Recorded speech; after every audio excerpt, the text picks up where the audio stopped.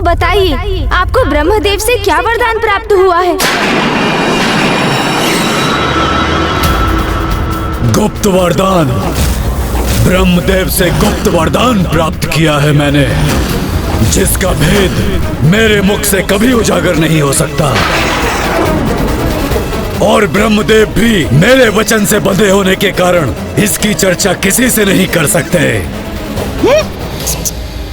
अपनी मृत्यु के भेद को छुपाए रखने में सफल होकर इस दुष्ट ने अपनी सुरक्षा सुनिश्चित कर।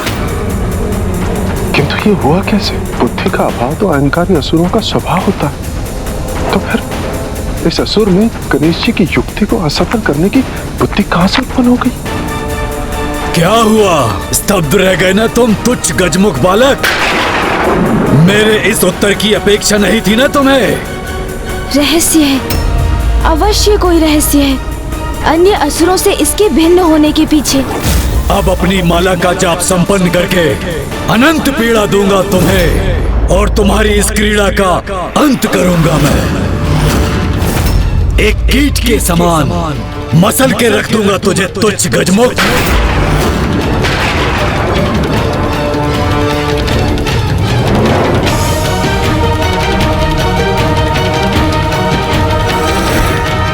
ओम भूर्भुवः स्वः तत्सवितुर्वरेण्यं भर्गो देवस्य धीमहि धियो यो न प्रचोदयात्। इस दुष्ट असुर से उत्पन्न सकारात्मक ऊर्जा प्रवाहित होकर मुझे प्रभावित कर रही है, किंतु कैसे संभव है ये? धियो यो न प्रचोदयात्। ओम भूर्भुवः स्वः तत्सवितुर्वरेण्यं भर्गो देवस्य धीमहि। ओह, अब मैं समझा, इसकी सकारात्मक ऊर्जा का कारण है।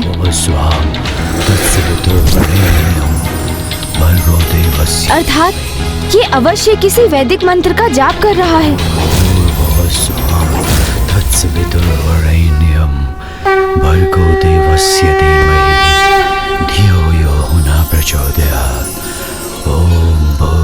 ये तो गायत्री मंत्र है, विश्वास नहीं होता। ये दुष्ट असुर माँ गायत्री का उपासक है।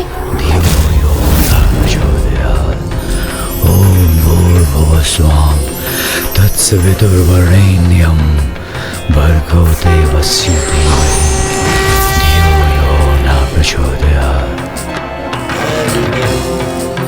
ओम भूर्भुवः स्वः तत्सवितुर्वरेण्यं भर्गो देवस्य धीमहि धियो यो न प्रचोदयात्। तो इसलिए अपने जाल में उलझा नहीं सका इसे, क्योंकि जो कोई भी गायत्री मंत्र का जाप करता है, बुद्धि, ज्ञान और एकाग्रता से समृद्ध हो जाता है और उसे किसी भी प्रकार से भ्रमित करना असंभव हो जाता है।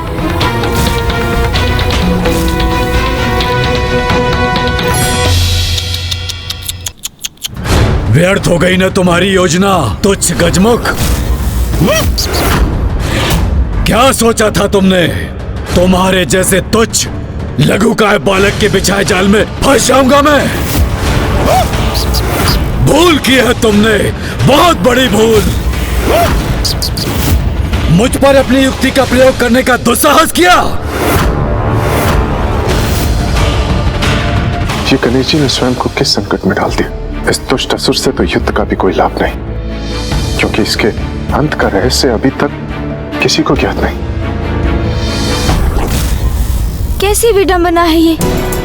एक और उधर दुर्गमासुर तामसिक माता को विवश कर रहा है।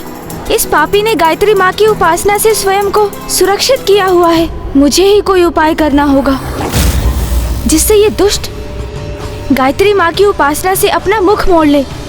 अन्यथा इसके वरदान का रहस्य यदि ज्ञात भी हो गया तो भी इसका वध करना अत्यंत कठिन हो जाएगा। ब्रह्मांड के सर्वाधिक शक्तिशाली, सर्वाधिक विराट असुर को संसार के सबसे छोटे तुच्छ गजमुख बालक ने मूर्ख बनाने का प्रयास किया। मैं इस दुस्साहस का भयंकर दंड दूंगा तुम्हें।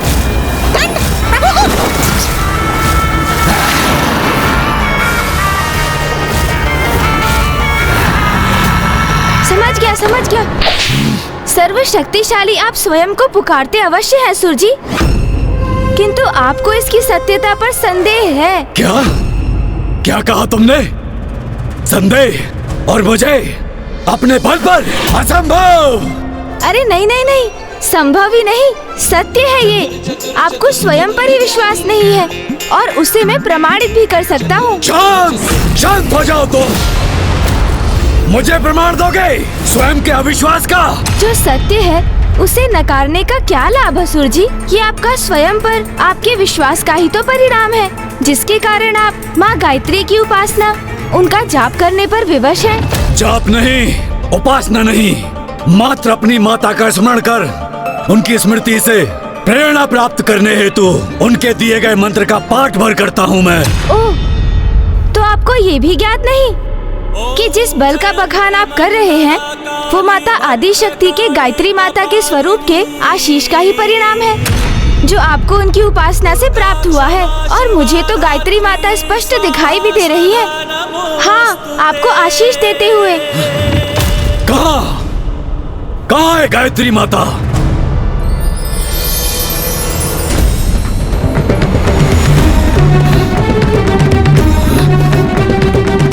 यहाँ तो कोई नहीं है गजमुख बालक। मुझे पुनः मूर्ख बनाने का प्रयास कर रहे हो तुम। माता के मंत्र के जाप से आपके अंतर में ज्ञान का प्रकाश अवश्य जागृत हुआ है असुर जी, किंतु आपके नेत्रों पर छाई अहंकार की काली छाया अभी भी आपकी दृष्टि बाधित कर रही है।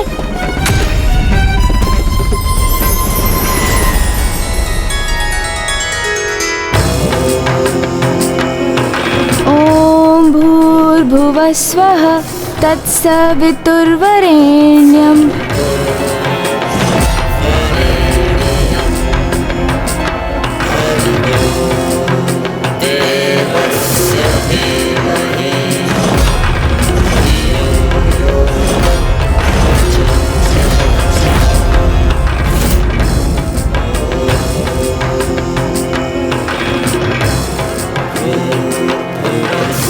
गणेश जी माता गायत्री का मंत्र जाप कर रहे हैं, कदाचित इसीलिए वो उनकी सकारात्मक ऊर्जा एवं शक्ति को स्वयं में ग्रहण कर पा रहे हैं।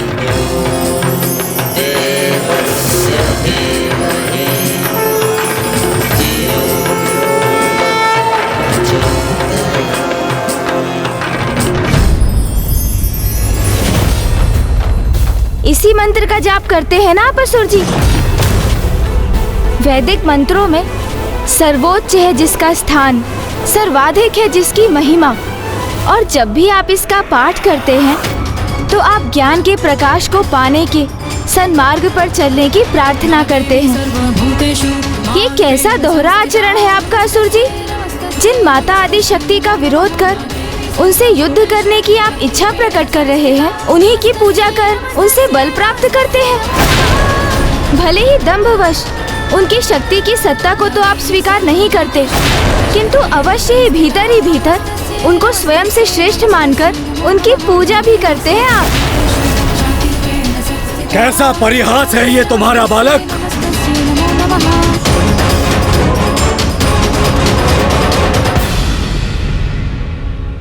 किंतु यही अर्थ है इस मंत्र का, तो आज से रोक दूंगा इस जाप को। सर्वश्रेष्ठ हूं मैं, मुझे किसी की कोई उपासना करने की कोई आवश्यकता नहीं।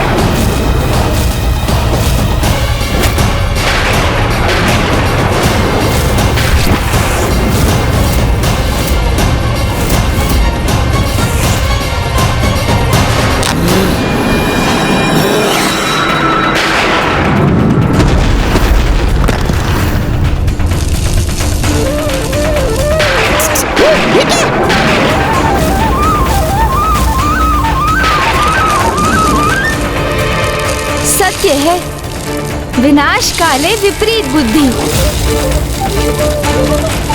यह भी ज्ञात नहीं इस मूर्ख असुर को कि मंत्र के जाप से प्राप्त संपूर्ण शक्ति भक्त की जाप माला में ही संचित होती है।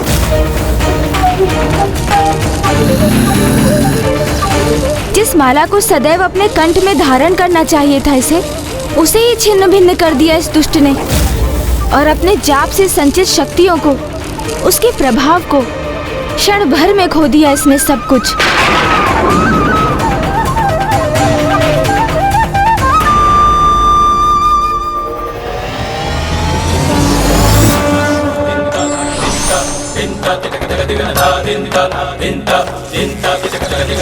अब तक जो भी सकारात्मक ऊर्जा एवं शक्ति इसे प्राप्त थी, वो मंत्र जाप की माला तोड़कर खो दी इसने।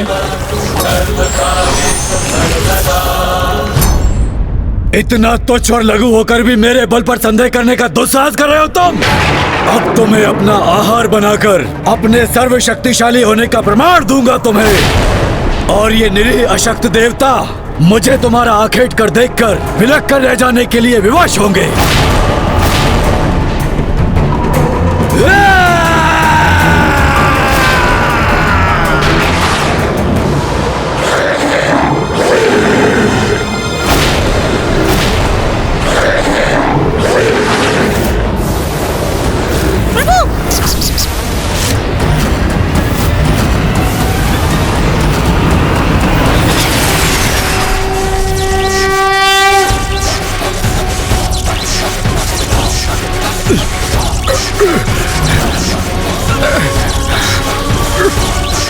अद्भुत है प्रथम पूज्य गणेश जी की शक्ति।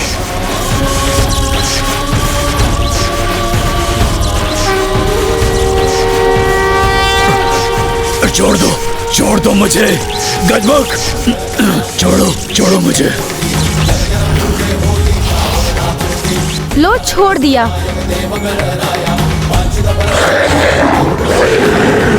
चलिए मूषक जी, जिस कार्य के लिए आए थे वो तो हुआ नहीं, किंतु उससे भी अधिक महत्वपूर्ण कार्य संपन्न किया है हमने। इस दुष्ट की गायत्री माता की उपासना भंग करवा दी हमने। देवगणों, कुछ समय के लिए धीरज रखिए। माता स्वयं आकर आप सबको अवश्य रक्षित करेंगी।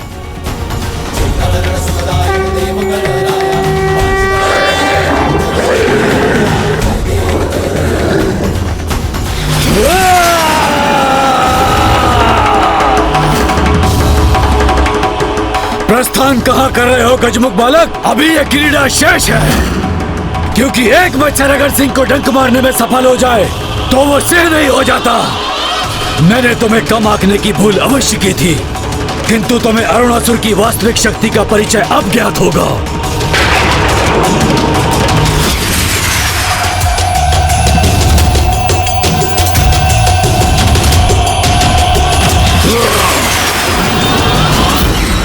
हट जाइए मेरे मार्ग से असुर जी। आपसे युद्ध करने नहीं आया मैं, क्योंकि जिस युद्ध के लिए आप इतने तत्पर हैं, वही आपके सर्वनाश का कारण बनेगा।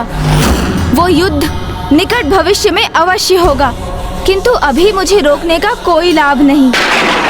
मुझे जाने का मार्ग दीजिए। अच्छा, जाना चाहते हो यहाँ से? तो प्रयास करके देख लो। तुम्हारा भाग्य यहाँ तुम्हारी मृत्यु के लिए लेके आया है, जो मेरे द्वारा नियत है। तो जाओ। यदि गणेश जी आगे बढ़े तो वो संकट में आ जाएंगे। यहाँ से बाहर जाने वाले मार्ग में तो इस असुर ने भयंकर जाल बिछा रखे। हमें कैसे भी गणेश जी को सावधान करना होगा। थल और आकाश दोनों मार्ग से भीषण लावे का संकट है। गणेश जी, गणेश जी, गणेश जी, गणेश जी। ये तुच्छ देवता कितना भी प्रयास कर लें, किंतु ये तुच्छ गजमुख को सावधान नहीं कर सकेंगे। गणेश जी!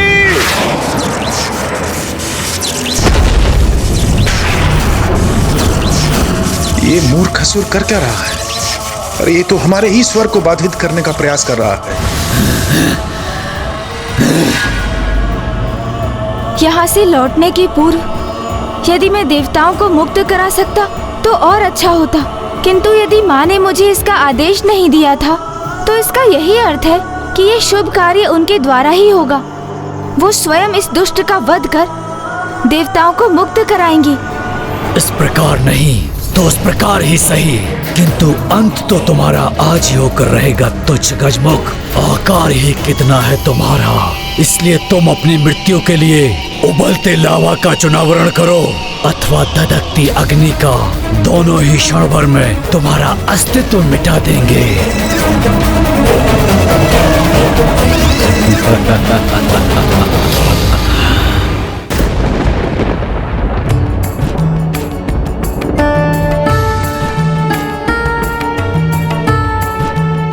प्रथम पूज्य गणेश जी को वहाँ से लौटने में इतना विलम्ब क्यों हो रहा है माता?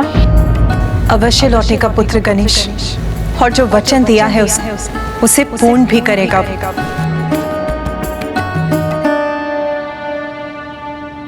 माँ को गणेश पर पूर्ण विश्वास है, किंतु मैं अपनी चिंता कैसे शांत करूं? कदाचित मुझे वहां जाकर देखना चाहिए कि कहीं अनुज गणेश किसी कठिनाई में तो नहीं। वाक युद्ध करते करते कहीं वहां वास्तविक युद्ध तो आरंभ नहीं हो गया।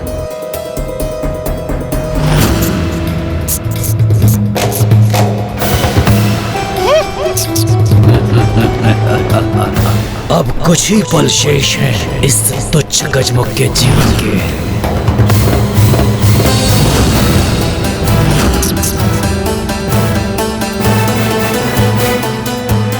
हाँ, एक पग और भरो गजमुख, तब मुझे आनंद आएगा।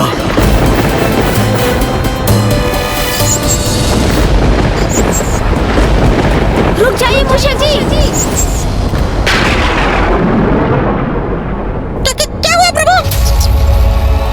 यहाँ इस दुष्ट का बिछाया हुआ भयंकर जाल है, जो हमारे इन सीढ़ियों से नीचे उतरते ही हमारे लिए घोर संकट उत्पन्न करेगा। ये दृश्य तो मैंने आते समय ही देखा था। इसे तो ज्ञात हो गया कि इसका बाहर जाना यहाँ से तो असंभव है। तो अब जब उसे ज्ञात हो ही चुका है कि कैसे उसके साथ मैं एक मस्तिष्क परीक्षण कीड़ा करने वाला हूँ,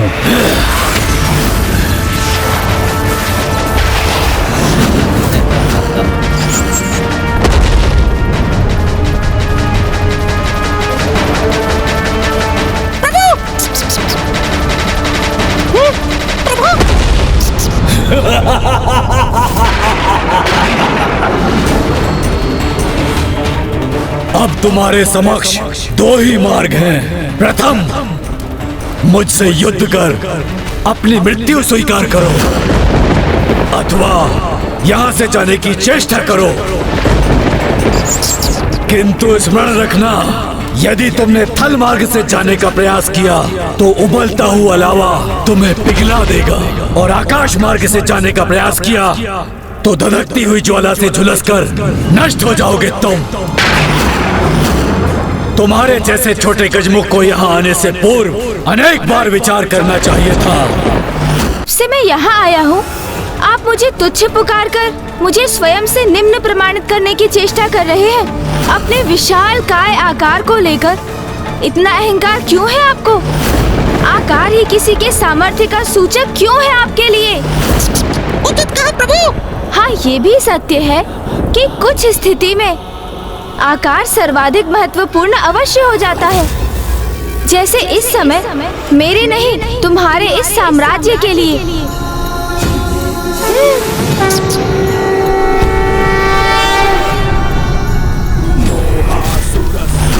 अरे ये तुच्छ छोटा सा गजमुख बालक इतना विशालकाय कैसे हो गया?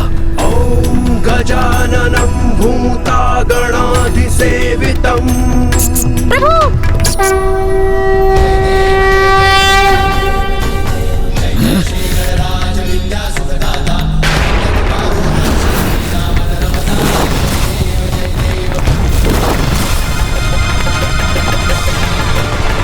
इसके भार के प्रभाव से ये स्थल भी विभक्त हो गया, जिसके कारण मेरा भवन वो नष्ट हो रहा है।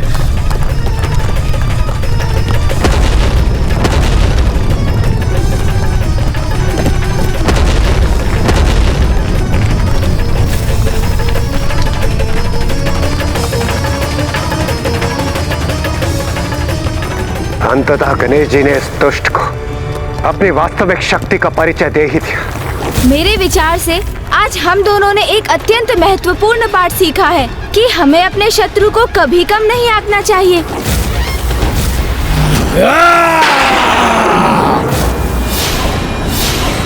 अरे तुच्छ देवताओं, तुम कहाँ मक्षिकाओं के समान उड़े जा रहे हो? तुम्हें तो कीट पतंगों के समान अपने पैरों में दबा के रखूंगा।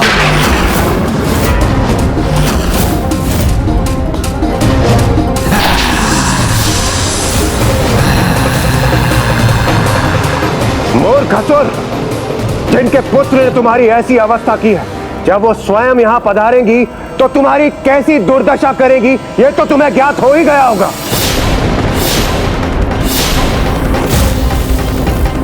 ये सब क्या है गणेश?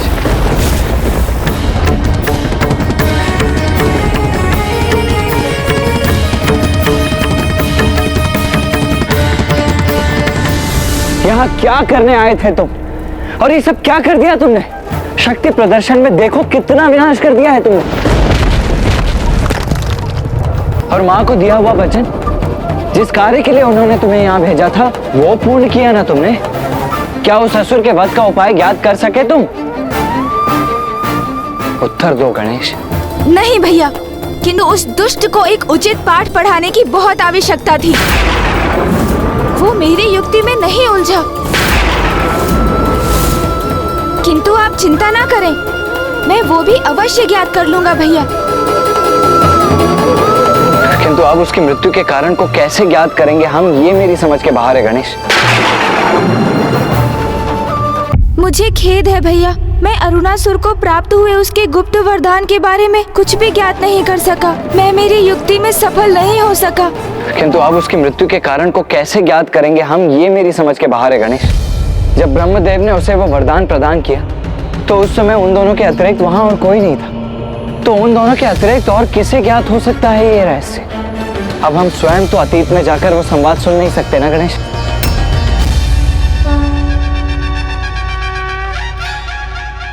अब क्या हुआ गणेश? अचानक तुम्हारे मुख पर ये आशा की किरण का क्या कारण है? इस गुत्थी को सुलझाने का उपाय मेरे मन में कौंध गया है भैया। भैया, मुझे उनका परिचय ज्ञात है, जिनकी दृष्टि से कुछ भी नहीं छिपा है। मैं कुछ समझा नहीं गणेश, कौन है वो? समय अर्थात काल।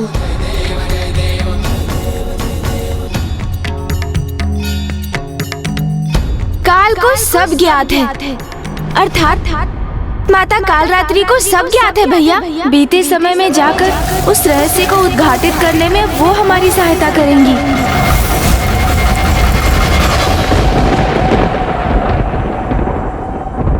देखा मेरा प्रभाव गणेश? मेरा आगमन होते ही तुम्हें इतनी जटिल समस्या का समाधान भी प्राप्त हो गया। किंतु इस जटिल समस्या का समाधान तो मेरी बुद्धि में ही उत्पन्न हुआ ना। हाँ, किंतु है तो ये मेरा ही प्रभाव ना। देखा आपने मूषक जी, कैसे मेरी बुद्धिमानी का श्रेय भी भैया ने स्वयं अपने पर ले लिया।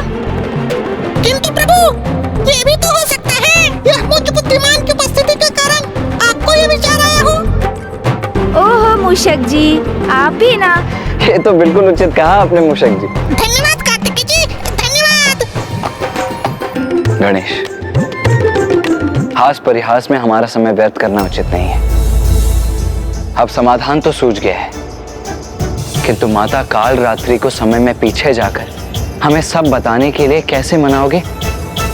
क्योंकि दुर्गमासुर से भेंट होने के पश्चात से ही वो तो अत्यंत क्रोधित हैं। दुष्टों को समझाना नहीं, उनका संहार करना है मेरा स्वभाव। इसीलिए मुझे उसका संहार करने भेजना चाहिए था आपको। किसी भी विकट परिस्थिति को सुलझाने के लिए साम दाम दंड भेद का प्रयोग करना होता है, और मैं भी ऐसा ही करूंगा। माता के क्रोध की कटुता अपने मीठे मीठे वचनों की मिश्री से मिटा दूंगा मैं। उनका ऐसा मनुहार करूंगा मैं कि वो अवश्य मान जाएंगी भैया। किंतु गणेश, बहुत भयंकर होता है उनका क्रोध, उन्हें मनाना इतना सरल नहीं है। अरे आप देखते जाइए ना भैया, कितनी सरलता से मनाता हूँ मैं उन्हें। ऐसी प्रशंसा करूंगा उनकी मैं कि वो मुझसे प्रसन्न होकर मुझे दर्शन अवश्य देंगी। हाँ, ये तो सत्य है गणेश। जो अत्यधिक क्रोध करते हैं उनका हृदय बड़ा सरल होता है, और थोड़े से मनुहार से भी वो शांत हो जाते हैं। तो माता कालरात्रि को मनाने की तुम्हारी ये युक्ति कदाचित सर्वथा उचित है। हाँ, किंतु हम उन्हें बुलाएंगे कैसे? श्रद्धा और निष्ठा से उनका आवाहन कर।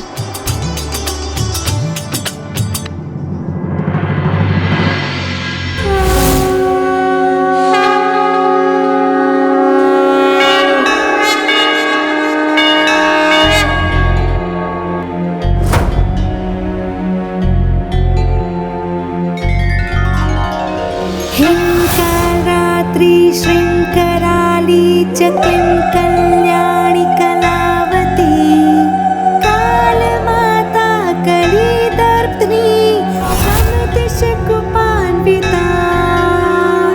कामबीज जपान्दा कमबीज स्वरूपिणी कुमतिघ्नी कुलीनर्तिनाशिनी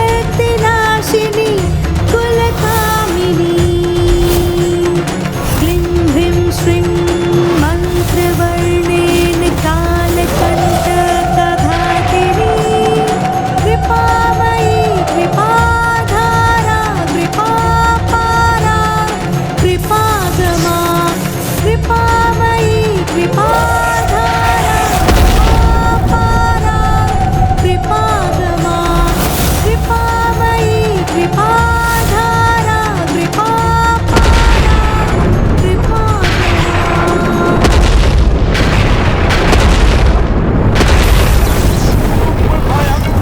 गले मुंडी माता काल रात्रि है संताप हरे रुद्राणी माता शुभ वरदात्री है माँ माता शुभ वरदात्री है माँ माता शुभ वरदात्री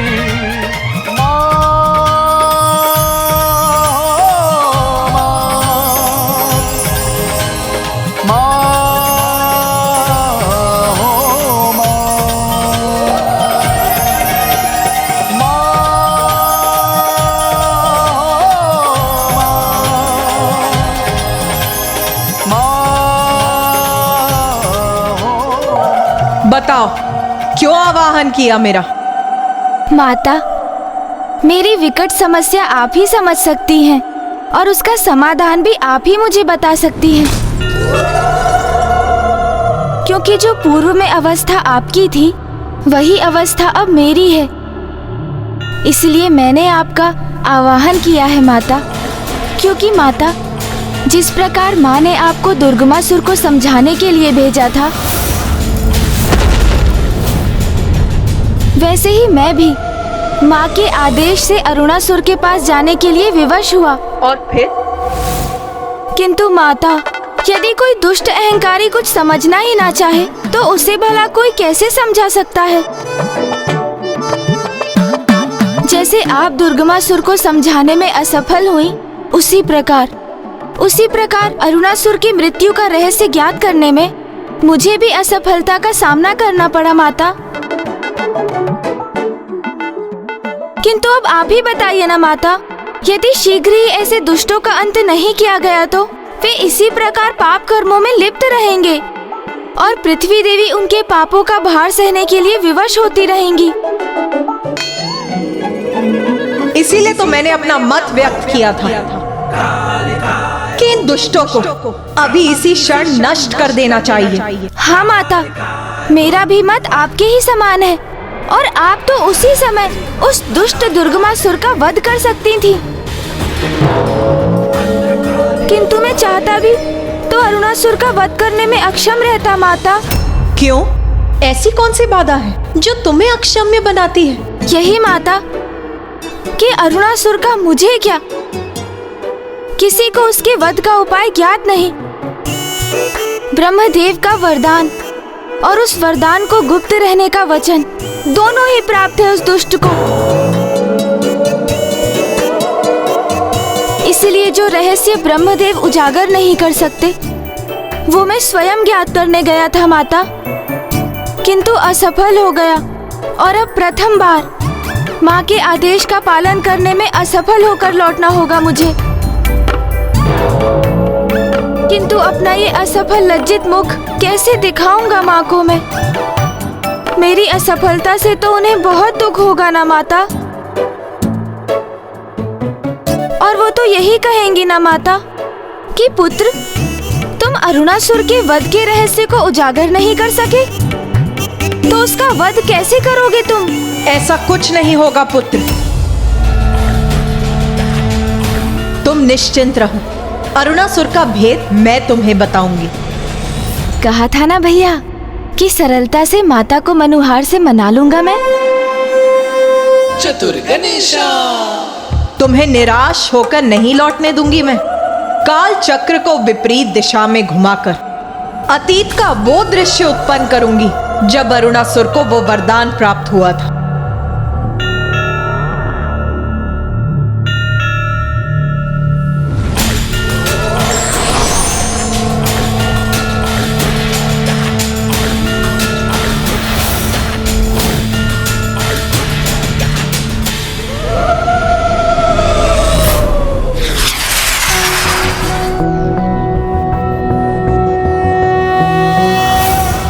रक्ताब्धिपोतारुण पद्म संस्थानां पाशां कुशेश्वासशरासि बाणां शूलं कपालं ददतिं कराब्जय रक्तां। भैया, मैंने कहा था ना, किसी भी समस्या को सुलझाने के लिए साम, दाम, दंड भेद।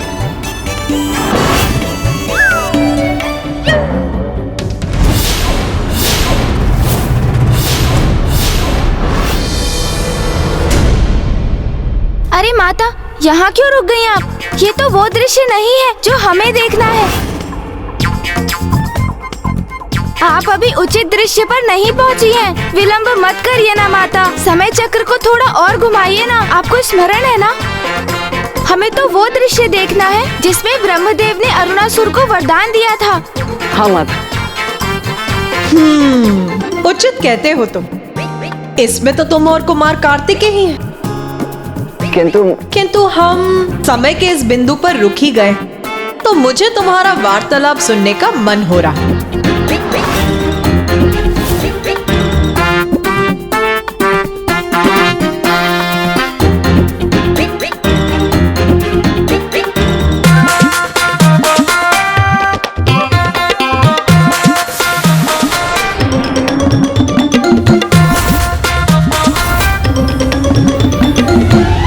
विकट परिस्थिति को सुलझाने के लिए साम, दाम, दंड भेद का प्रयोग करना होता है, और मैं भी ऐसा ही करूंगा।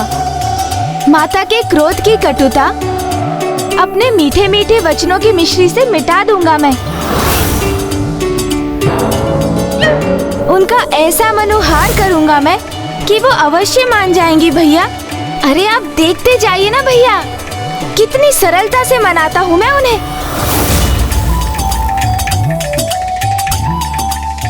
ऐसी प्रशंसा करूंगा उनकी मैं कि वो मुझसे प्रसन्न होकर मुझे दर्शन अवश्य देंगी।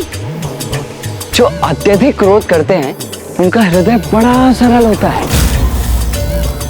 तो माता, काल रात्रि को मनाने की तुम्हारी यह युक्ति कदाचित सर्वथा उचित है।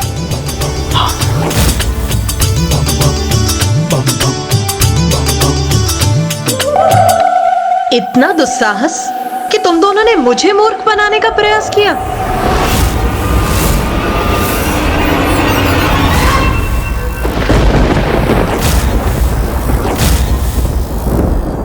मुझे क्षमा कर दीजिए माता, मैंने तो ये शब्द बस भैया को समझाने के लिए बोले थे, और वास्तव में तो भैया ने ही मुझे ये शब्द बोलने के लिए प्रेरित किया था। नहीं माता, मैंने तो मात्र इसकी बात स्वीकार की है। ये भूल इसी की है माता, मेरे नहीं। आपका दोषी यही है।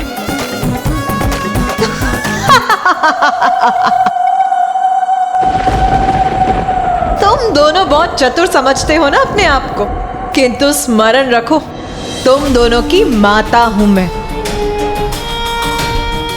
और भली भांति समझती हूं मैं तुम दोनों की चतुराई को।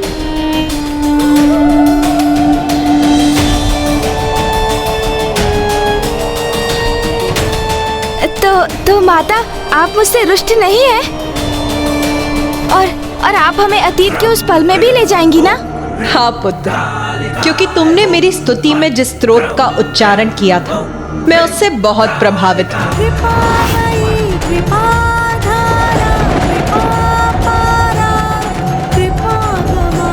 इसीलिए आज मैं ये घोषणा करती हूँ कि तुम्हारे समान जो भी मेरे स्तोत्र का उच्चारण करेगा और उसकी अंतिम पंक्तियों को 3 बार दोहराएगा, मैं उसकी सभी भूलों को क्षमा कर उसकी सहायता के लिए सदा प्रस्तुत होंगी। कल्याणी कलावती काल माता कली दर्पणी तम दिश गोपान्विता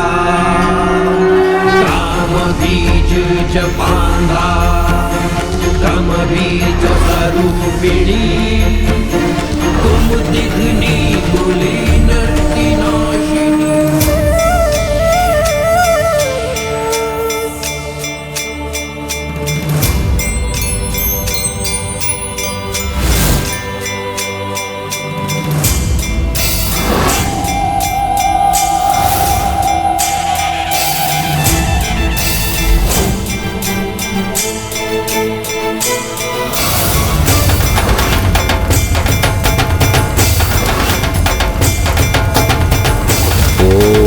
ब्रह्मदेवाय नमः।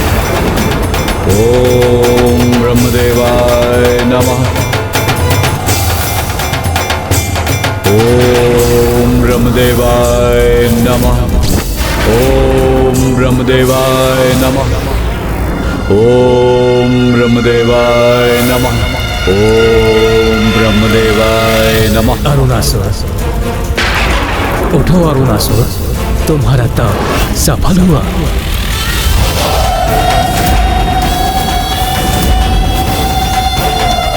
प्रणाम ब्रह्मदेव।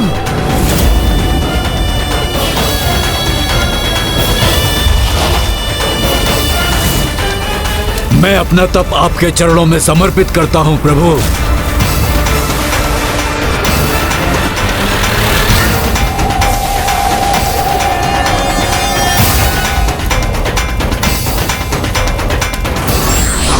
और यह भी स्पष्ट करता हूं प्रभु कि मुझे अपने तप और भक्ति के फल स्वरूप अमृत का वरदान चाहिए।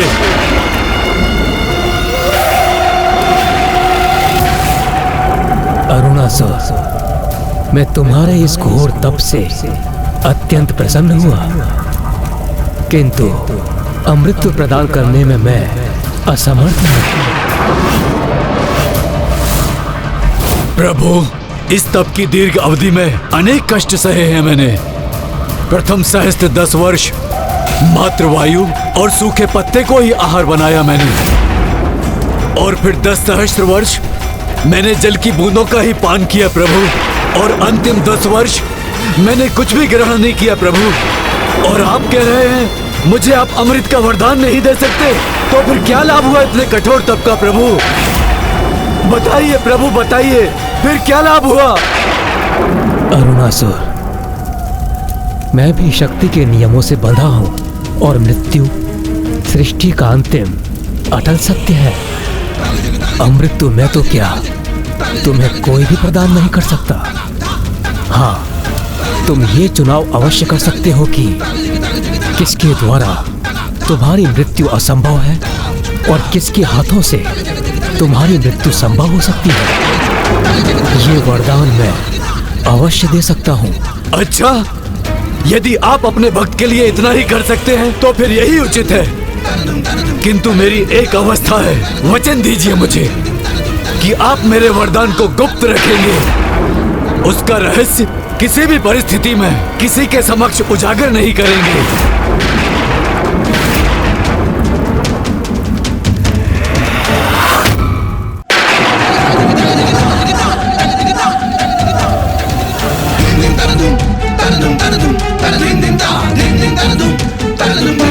उचित है वत्स, अपने कठोर तप से तुमने अधिकार प्राप्त किया है।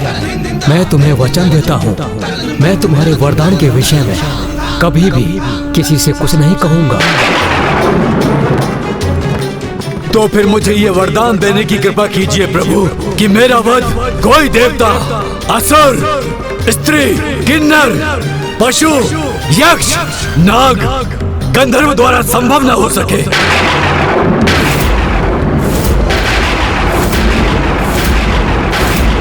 ऐसा कोई जीव भी मेरा संहार न कर सके जिसके 2 अथवा 4 पांव हो। यदि मेरा वध किसी के द्वारा संभव हो, मात्र और मात्र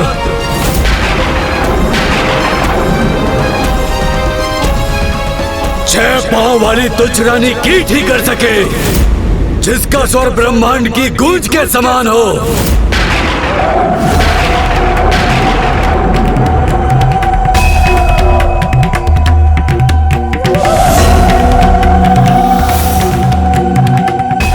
तथास्तु, तथास्तु, तथास्तु।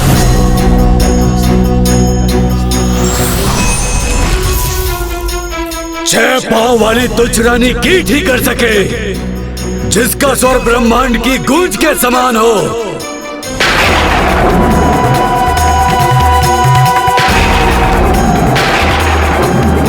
अब तो तुम्हें ज्ञात हो गया ना पुत्र, क्या वरदान प्राप्त किया है उस दुष्ट असुर ने। हाँ माता, उस दुष्ट ने बहुत चतुराई का प्रदर्शन किया है, क्योंकि उसे ये ज्ञात है कि वो गिरगिट होने के कारण अपनी जिह्वा से किसी भी कीट को अपना आहार बना सकता है। और उसने रानी कीट को इसीलिए चुना क्योंकि वो यदा कदा ही गतिशील होती है। किंतु ऐसा कौन सा कीट है जिसके 6 पांव होते हैं और जो ब्रह्मनाद की ध्वनि उत्पन्न करता हो?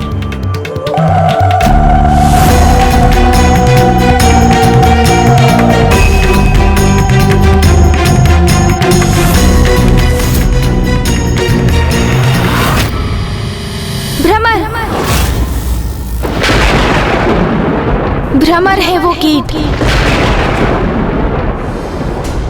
तो वो दुष्ट ने एक रानी भ्रमरी के द्वारा अपनी मृत्यु का वरदान प्राप्त किया है। किंतु एक नन्ही सी भ्रमरी एक विशालकाय असुर का अंत कैसे कर सकती है?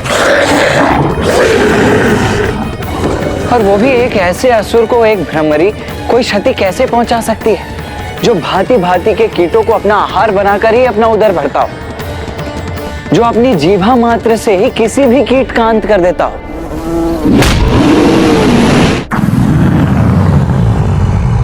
भैया, ये किसी साधारण भ्रमरी के लिए कहाँ संभव है? उसके संहार के लिए तो स्वयं माँ को ही भ्रमरों की रानी भ्रमरी का रूप धारण करना होगा।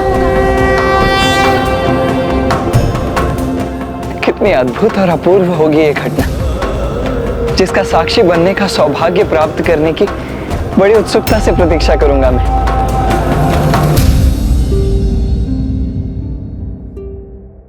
क्या हुआ पुत्र गणेश? अब तो तुम्हें उस दुष्ट के वध करने का उपाय ज्ञात हो गया है। अब क्यों चिंतित हो तुम?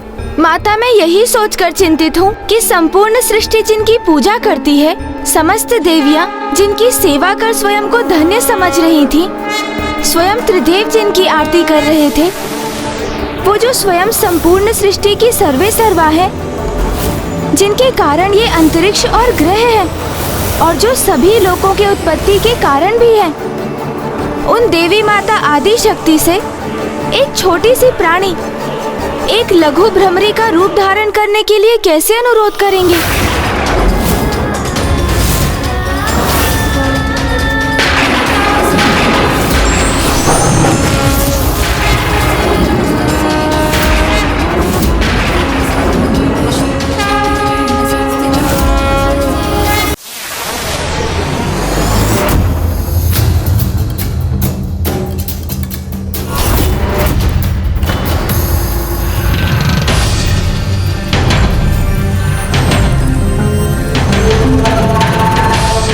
क्या हुआ गणेश? तुम यहाँ स्वर्ग के द्वार तक आकर अचानक रुक क्यों गए? चलो भीतर, माँ प्रतीक्षा कर रही होंगी। भैया, आप मेरे अग्रज है ना, तो इसलिए सर्वप्रथम भीतर जाने का अधिकार तो आपका है। अरुणासुर के वध का उपाय हमें ज्ञात हो गया है। ये तो अति महत्वपूर्ण समाचार है, तो आपको तो इसे माँ तक पहुँचाना चाहिए ना। और उस दुष्ट अरुणासुर के वध हेतु माँ को भ्रमरी रूप धारण करना होगा, ये भी आप ही बता दीजिएगा ना उन्हें। उचित है गणेश, मैं ही जाकर माँ को बता देता हूँ कि उन्हें कीट का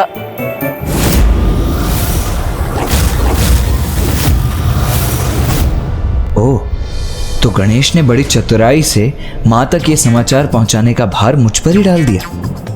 और कीट का रूप धारण कर उस दुष्ट अरुणासुर का वध करना है, इतना ही तो कहना है ना आपको भैया? हाँ, वो तो है। वो गणेश, मैं ये सोच रहा था कि अब मैं हाँ कहने के पश्चात गणेश को कैसे बताऊं कि वो कार्य मैं क्यों नहीं कर सकता।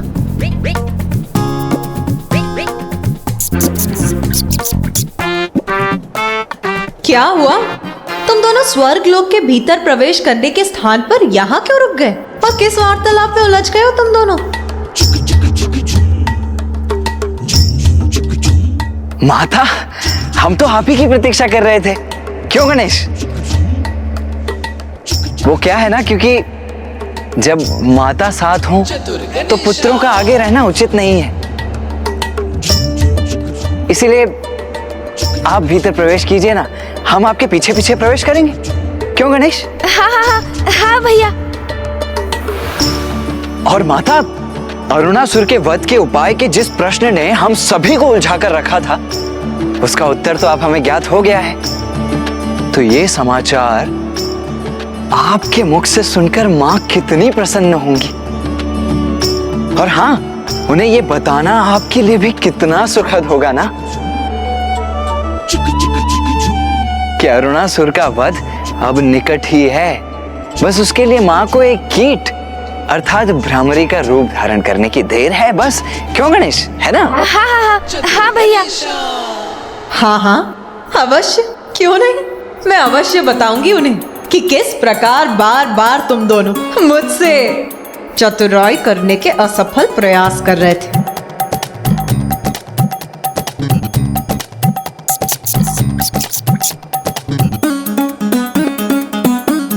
भैया, माता तो समझ गई। समझूंगी नहीं, कदाचित तुम दोनों ये भूल गए, मैं माता हूं तुम्हारी। माता, ये गणेश भी ना चतुराई किए बिना रह ही नहीं सकता है। अरे इसमें चतुराई की क्या बात है भैया? आप बड़े हैं ना, तो आपका कर्तव्य है कि आप ये समाचार माँ तक पहुँचाएं। किंतु मैं तो उनका पुत्र हूँ। कोई पुत्र अपनी माँ को ये कैसे कह सकता है कि वो एक कीट का रूप धारण कर ले? तो मैं भी तो माँ का ही पुत्र हूँ ना भैया, फिर आप मुझसे ऐसी अपेक्षा कैसे कर सकते हैं? और हम दोनों ही माँ से ये नहीं कह सकते, तो फिर ऐसा कौन है जो ये बात माँ को बता सकता है? कौन हो सकता है वो अन्य उपाय?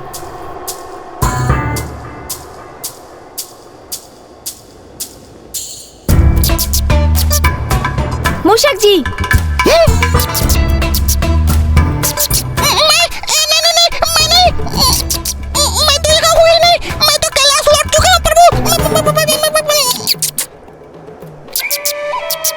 कैलाश, सूझ गया उपाय।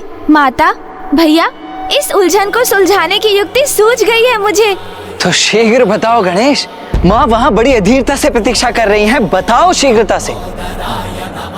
आप चिंता मत कीजिए भैया, माँ तक ये सूचना कौन और कैसे पहुँचाएगा, अब तो आप वो मुझ पर ही छोड़ दीजिए। आप तो बस इतना कीजिए कि माँ के निकट पहुँचकर माँ से बस इतना कहिए कि हमें अरुणासुर के वध का उपाय ज्ञात हो गया है।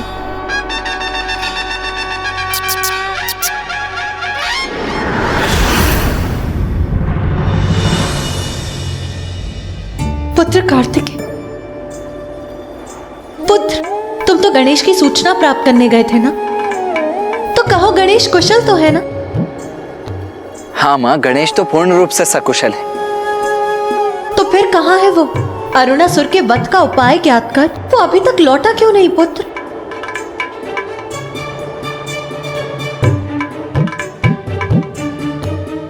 माँ, गणेश आने ही वाला है और उसने कहा है कि वो जैसे ही आएगा वैसे ही आपको अरुणासुर के वध का उपाय स्वतः ही ज्ञात हो जाएगा। स्वतः ही ज्ञात हो जाएगा? किंतु कैसे? अब ये कौन सी युक्ति है पुत्र गणेश की? पिताश्री, माँ को दिए वचन को पूर्ण करने में मेरी सहायता करने की कृपा कीजिए। पुत्र, जो तुम चाहते हो मेरा वो करना उचित नहीं। क्यों पिताश्री, क्यों उचित नहीं है? उसमें क्या हानि हो सकती है भला? आपने तो माता के लिए अनेकों रूप धारण किए हैं, आपने क्या कुछ नहीं किया उनके लिए? माँ के प्रत्येक शक्तिपीठ पर भैरव रूप में उनके साथ रहते हैं आप। माँ के ही निवेदन पर आपने योगी रूप को त्याग कर अपना मनोहर रूप धारण किया था। इसलिए पिताश्री अब माता के भ्रमर अर्थात उन्हें भ्रामरी रूप धारण करवाने के लिए आपको ये नवीन रूप धारण करना ही होगा। मैं जो कह रहा हूँ उसमें क्यों संकोच कर रहे हैं आप पिताश्री? पुत्र, मैं ऐसा कर सकता तो अवश्य करता, किंतु मुझे संकोच इसलिए हो रहा है कि मुझे ऐसा करते देख अन्य सभी क्या सोचेंगे, और ब्रह्मदेव और नारायण, कहीं उनके लिए मैं एक मनोरंजन का कारण न बन जाऊं। पिताश्री, किसी भी कार्य के प्रति नकारात्मक सोच को त्याग कर सकारात्मक सोच धारण करना चाहिए। यही सीख आपने सदा दी है मुझे, तो इस बार इतनी छोटी सी बात कैसे विचलित कर सकती है आपको? जगत कल्याण के लिए, सृष्टि के लिए और प्रत्येक जीव के सुख के लिए और स्वयं माँ के मुख पर मुस्कुराहट लाने के लिए इतना तो आप अवश्य ही कर सकते हैं पिताश्री।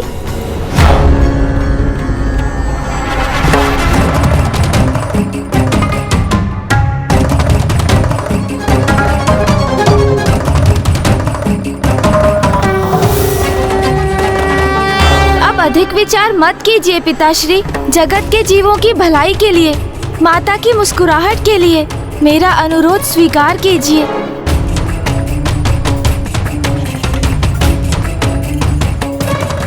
जगत के जीवों की भलाई के लिए, माता की मुस्कुराहट के लिए मेरा अनुरोध स्वीकार कीजिए।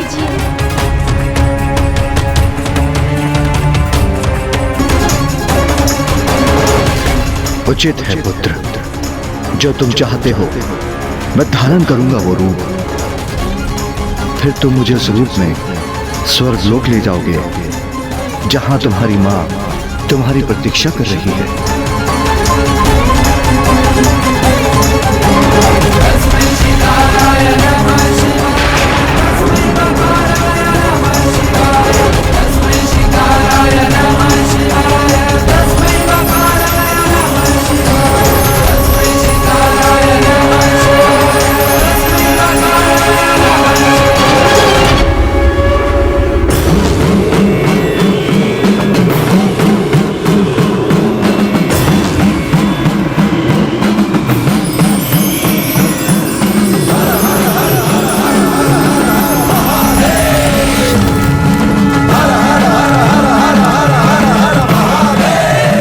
क्या हुआ नाथ? मुझे डमरू और शंख की नाद सुनाई दे रही है। ऐसा प्रतीत होता है जैसे महादेव कुछ ऐसा करने जा रहे हैं जो अपूर्व है, असाधारण है।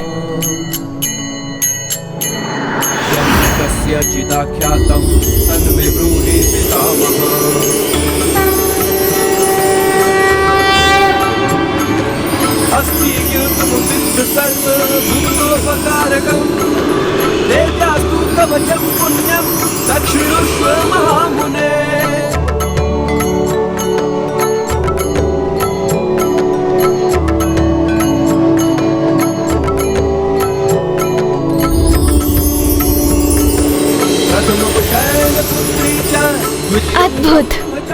इस रूप को धारण करने के लिए आपका कोटि कोटि धन्यवाद पिताश्री। मुझे आज्ञा दीजिए पिताश्री, ताकि मैं आपको इस सहस्त्रार कमल पुष्प के रूप में माँ के समक्ष लेकर जा सकूं।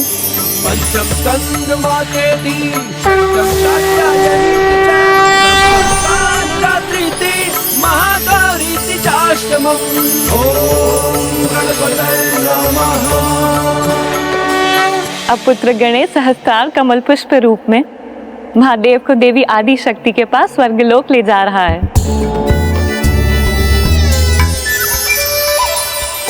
अपनी पत्नी के प्रति अपना प्रेम व्यक्त करने के लिए महादेव ने कमल पुष्प रूप धारण कर लिया है। और आप प्रभु, आपने तो कभी अपने भार्या के केसों में एक फूल तक भेंट नहीं किया।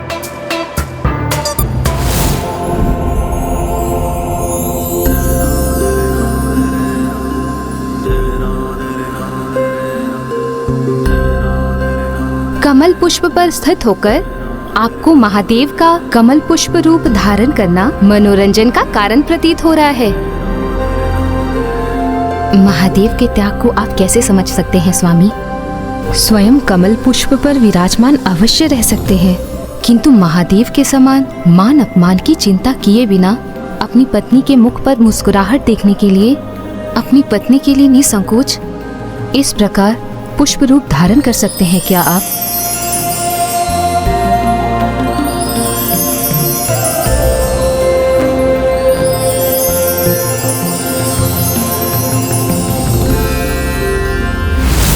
अधीर हो रही हूं मैं और ससुर का अंत करने के लिए जिसका उपाय गणेश ही बता सकता है मुझे।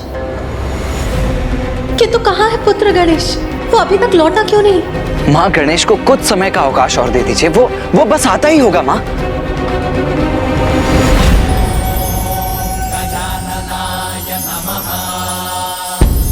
पिताश्री, मैं आपको यहाँ कहाँ स्थापित करूं?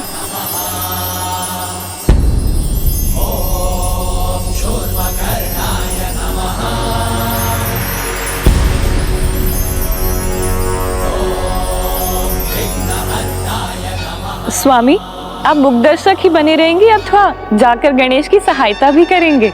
आप सर्वथा उचित कह रही है देवी।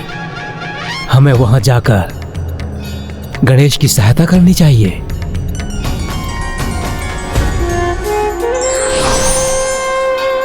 इस दिव्य कमल को यहाँ स्थापित करने के लिए कोई दिव्य स्थान ही नहीं है।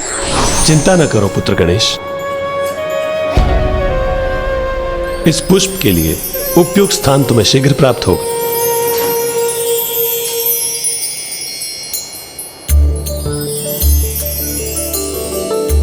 अति सुंदर। कितना अपूर्व, कितना सुंदर दृश्य है ये। अद्भुत। कितनी असाधारण दिव्यता है इस दिव्य कमल पुष्प की। कमल पुष्प कितना भी दिव्य क्यों ना हो, किंतु उसका उपयुक्त स्थान कीचड़ ही होता है। यही तो मेरी उलझन का कारण है माता। स्वर्ग लोक में कीचड़ कहाँ से उत्पन्न करूं? जब जगत कल्याण हेतु महादेव पुष्प का रूप धारण कर सकते हैं तो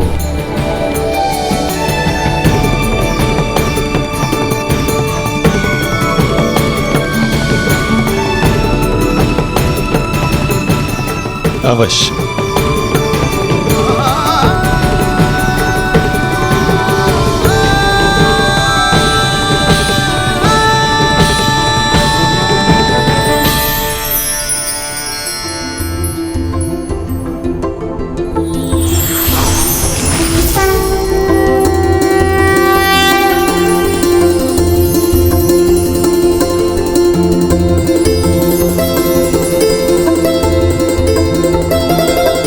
धन्यवाद मामा श्री, प्रभु श्री नारायण। निर्मल जल सात्विकता का प्रतीक होता है, और जहाँ सात्विकता है, ज्ञान का वास भी वहीं होता है।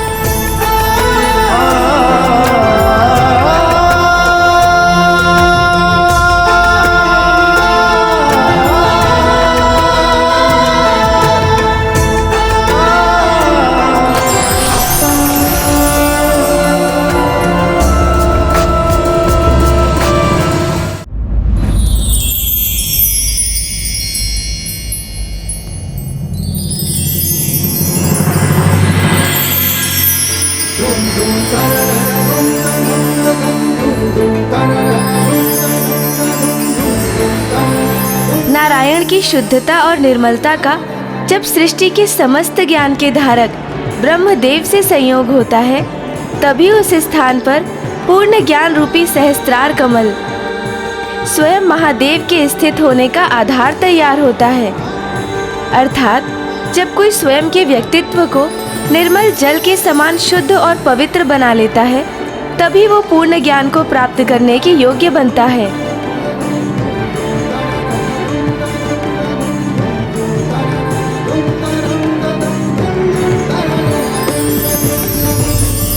और सरल शब्दों में कहूँ तो यहाँ तीनों त्रिदेव इसका प्रतीक हैं।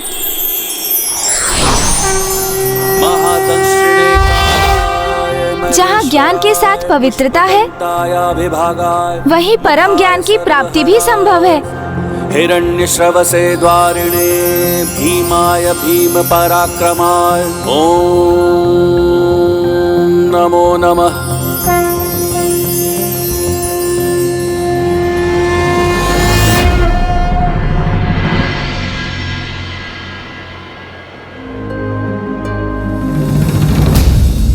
मुझे ऐसा आभास हो रहा है जैसे स्वामी यही कहीं मेरे निकट ही हैं।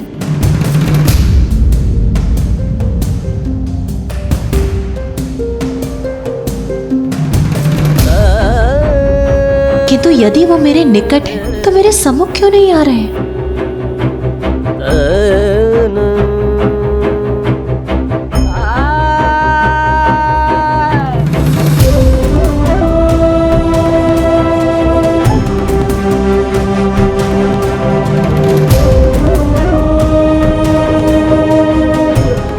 माता को अचानक क्या हो गया? कहीं गणेश के लौटने में विलंब होने के कारण माँ रुष्ट होकर तो नहीं चली गई? नहीं, माता रुष्ट होकर नहीं, मंत्रमुग्ध होकर जा रही।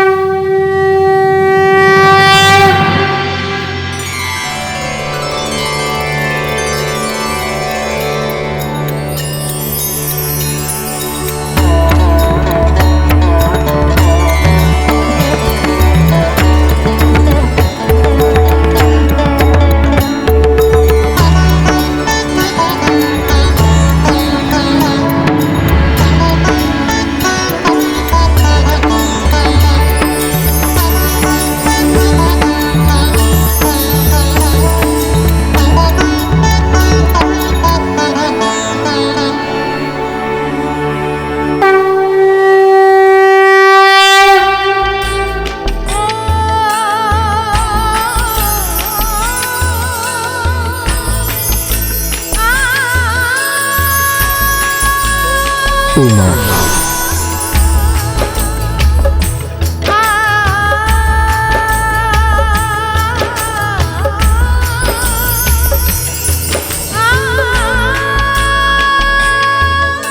स्वामी,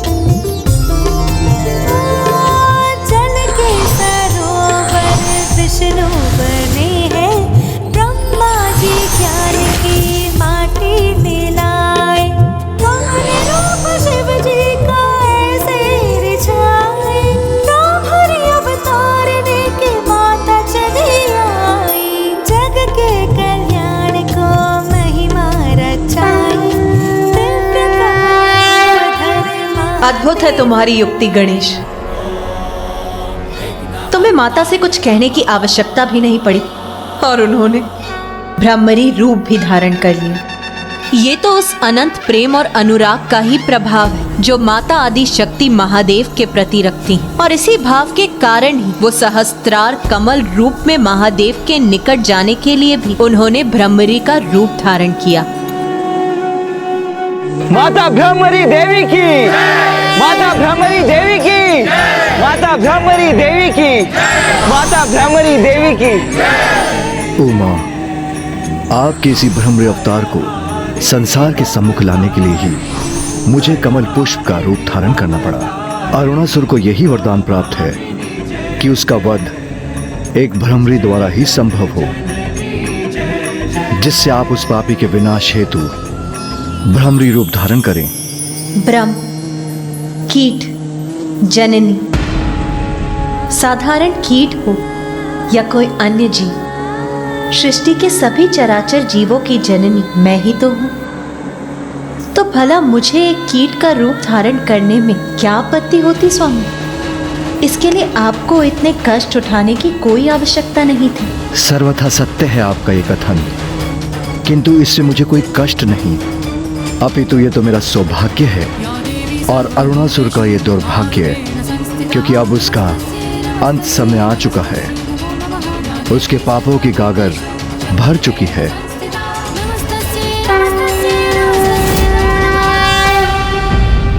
इस संसार में हर जीव की उत्पत्ति ईश्वर द्वारा हुई है। जीव छोटा हो अथवा बड़ा, संसार को गतिमान रखने में उनका भी अपना योगदान रहता है।